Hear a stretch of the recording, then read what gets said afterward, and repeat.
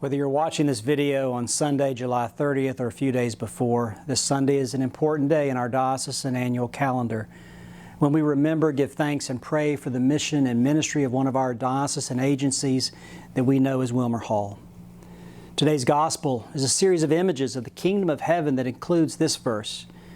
The kingdom of heaven is like a mustard seed that someone took and sowed in his field. It's the smallest of all the seeds, but when it is grown, it is the greatest of shrubs, becomes a majestic tree, so that the birds of the air come and make nests in its branches.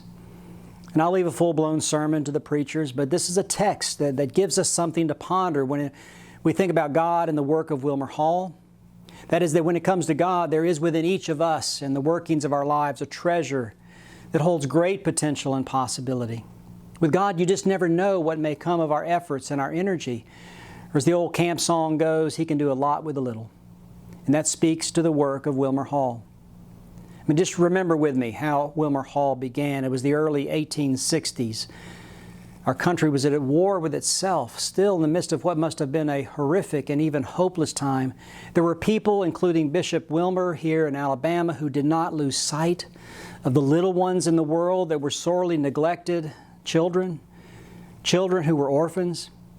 And he and others believed so much in the potential of the lives of these children that they built a place that became a home for these children.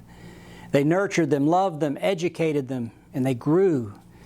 There's no telling how their lives, once grown, would then touch others, and the kingdom of God grows. That ministry of potential and possibility at Wilmer Hall has continued for nearly 160 years. And the fruit of their ministry has spread far and wide through the lives of the children who became the trees of grace and love. Whether or not you know it, one such life has deeply impacted this diocese.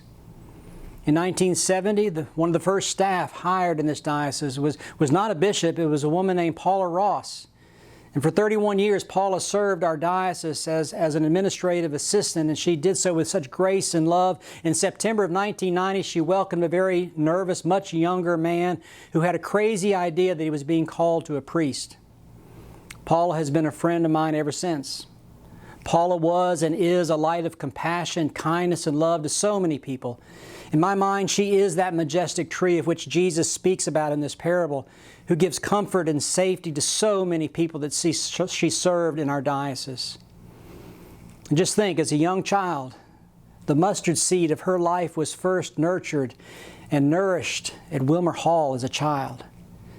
So take a minute today, please, and remember in your prayers the ministry of Wilmer Hall. Thank you to all those who have served on the staff and for those who continue to do so.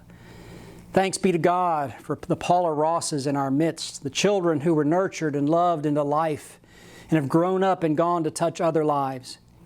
And let us commit ourselves to be about the ministry of potential and possibility, because with God all things are possible, and everyone, including you, holds within you a treasure, a precious treasure and priceless one, which is our very life.